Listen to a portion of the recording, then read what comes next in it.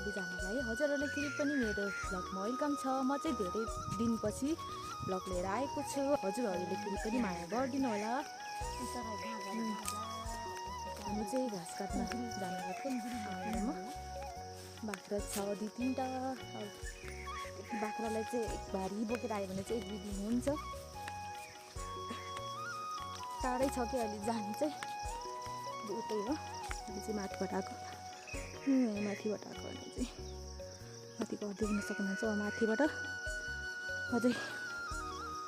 अझै उतै डाँडा काटेर जानुपर्छ कि उतै डाँडा काटेर जानुपर्छ। यस्तो घाम लागेको छ हेर्नु, पसिना पनि आइसक्यो। यहाँ तललै घाम भएको छ। आमा चाहिँ त्यस्तै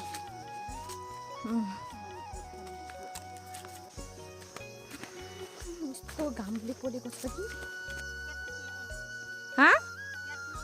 क्या कुके क्या तु के हो कुनै क्या तु के भन्नुहुन्छ आमाले, थाहा छैन मलाई चाहिँ। काँडा हुने रहेछ।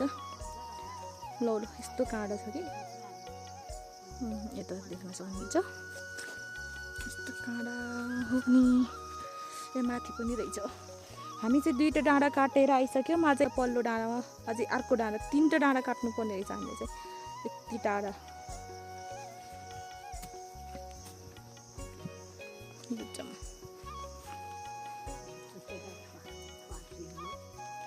आमाले चाहिँ त्यहाँ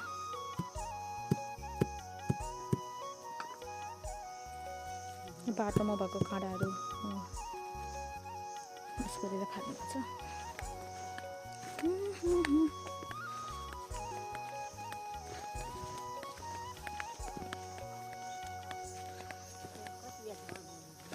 चोइ यस्तो राम्रो घाँसहरू पलाउँदैछ। यता माथि देख्न सक्नुहुन्छ। यस्तो भिड हेर्नु त, यस्तो भिड छ क्या, ढुङ्गा भिड भएको। कति टाढा हो।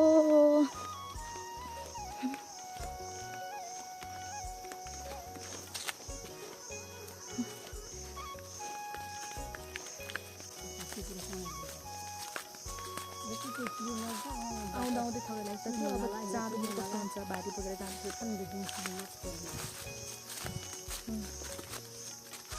यता वनतिर निहुरो हुन्न।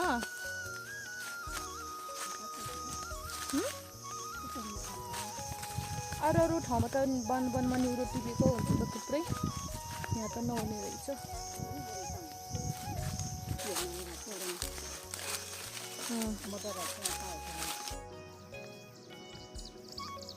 यस्तो राम्रो ठाउँ होइन यता। हामी चाहिँ उता माथि डाँडाबाट आएको कि उता देख्न सक्नुहुन्छ। यता माथिबाट आएको, यहाँ टाढा यति टाढा। हामी चाहिँ यता आइपुग्यौँ।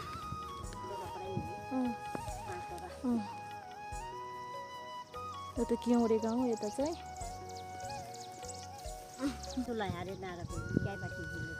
हिल पानी उता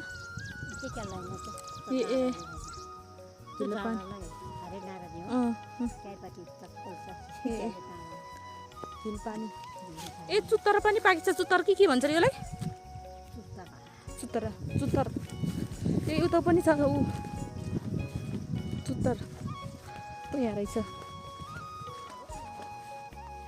चुत्तर पनि रहेछ।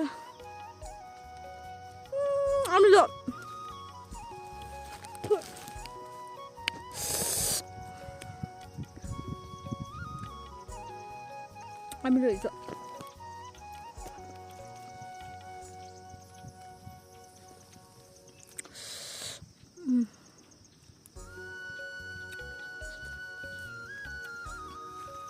अलिक पातलो रहेछ। यहाँ चाहिँ सानो रहेछ।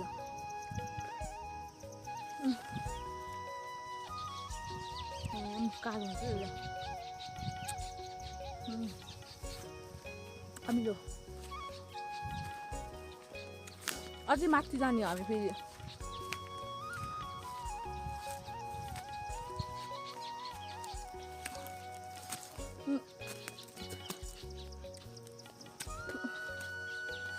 यता माथितिर पनि छ कि यो के हो फेरि यो के हो कुन्नी यो पनि थाहा छैन मलाई फेरि यस्तो घाम टर्किएको छ कि साथीहरू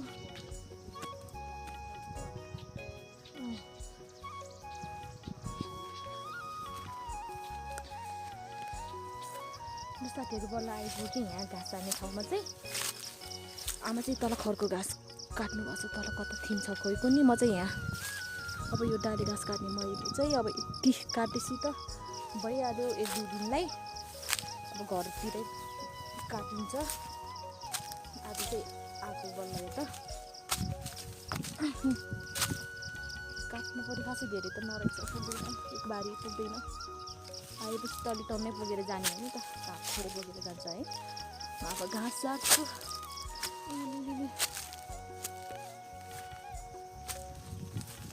अब म यहाँ घाँस साट्छु ल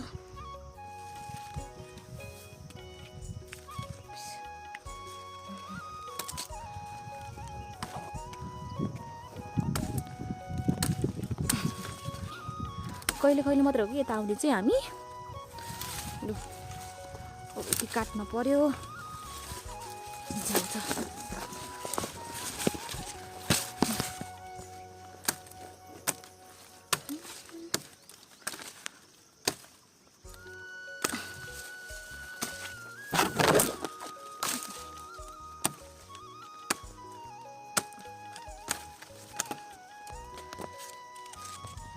यति मात्रै भयो घाँस अब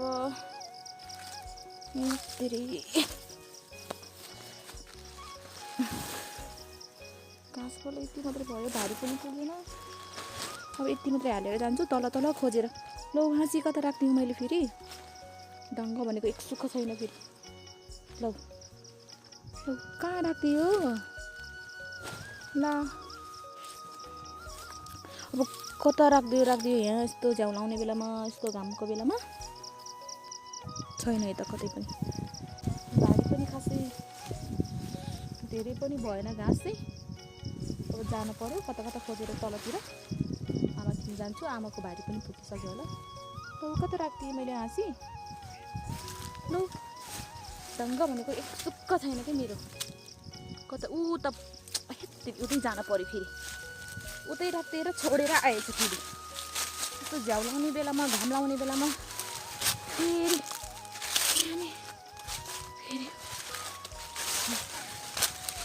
पोल्नु पनि यस्तो पोलेको छ कि किन लाउँछ हौ यो झ्याउ भने अब यति नै बोकेर जाने हो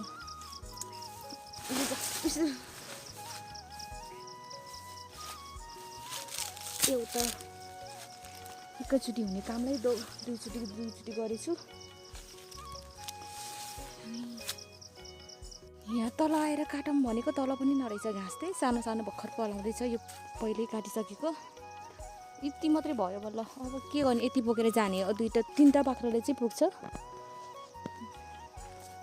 एउटा झार्नु पर्यो यहाँ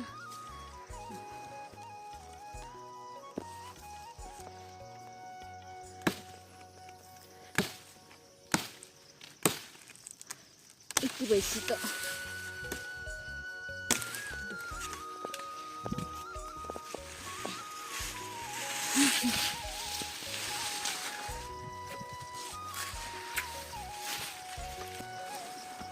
घाँस त भारी त पुगेन घाँस त भारी पुग्न तल अलिअलि खोजेर भए पनि पुर्याएर जान्छु ढङ्ग भनेको सुक्क के पनि छैन कि मेरोमा घाँस चाहिँ फेरि तल झऱ्यो ल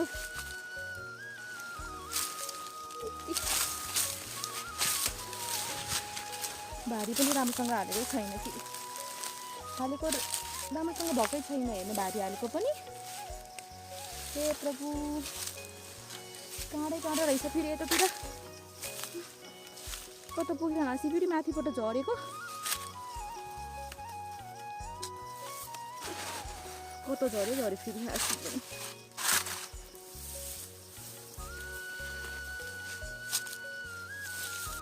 खुर्पिटो छ यहाँ हेर्नु खुर्पिटो छ यहाँ हाल्नै बिर्सिन्छ कि बानी नभएर अब हातमा लिएर हिँडिरहेछ हाँसी चाहिँ अब यसमा हाल्नु पऱ्यो। आमा चाहिँ उता यस्तो राम्रोसँग काट्नुहुन्छ कि आमाले चाहिँ। हेर्नु यस्तो रातो गरी काट्नु भएको पनि मलाई यस्तो रातो गरी त काट्न आउँदैन कि यस्तो मसिनो गरी झ्याउ लाग्छ। घाँस पनि सानो सानो छ यस्तो घाममा हेर्नु आमा पनि भारी टप्पु पुग्न लागिसक्नु भएछ। भित्तामा पनि यस्तो राम्रोसँग काट्नु भएछ हेर्नु हो नि। सीता लट्टी त मलाई तिमीले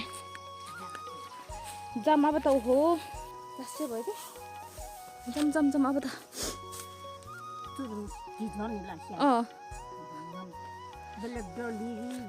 खोइ खुरेर खोइ पानी क्यालाई हो तिमीले शीतला र पानी त खानु पर्ने रहेछ साथीहरू। हेर्नु म पानी खाँदै खान्न कि यस्तो पिरो हुँदा पनि पिरो चटपट पिरो चाउचाउहरू खाँदा पनि म एक गिलास मात्रै खान्छु। अनि दिनभरि खाँदै खान्न राति पेट पोलेर कस्तो पो हुन्छ। राति पेट पोलेर हैरान हुन्छ हामी। पानी चाहिँ खानै मन लाग्दैन कि मलाई चाहिँ। अब खान्छु अब अलिक खान्छु पानी अलिक धेरै खान्छु भन्छु पेट पोल्दाखेरि फेरि यति खाने अनि बिर्सिहाल्छु पानी खान पनि। स्याउ पनि लिएर आएको आमाको घाँसै हरियो हरियो मात्रै खान्छ बाख्राले। अब दिछ्याउनुको लागि मात्रै हो यस्तो मसिनो गरी काटेर आउनु भएको छ।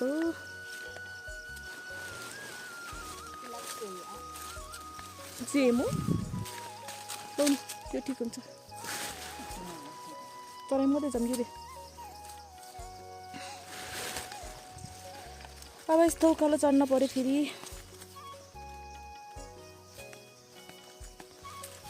ठिकै छ घाँस बोकेर आउँदा चाहिँ यही उकालो गाह्रो छ क्या। यस्तै गाह्रो छ उता घर चाहिँ माथि। यो उकालो यस्तो गाह्रो हुन्छ कि अब घाँस बोकेर जाँदा। लौरो टेकेर जाउँछु म पनि आमा जस्तै यस्तो उकालो छ।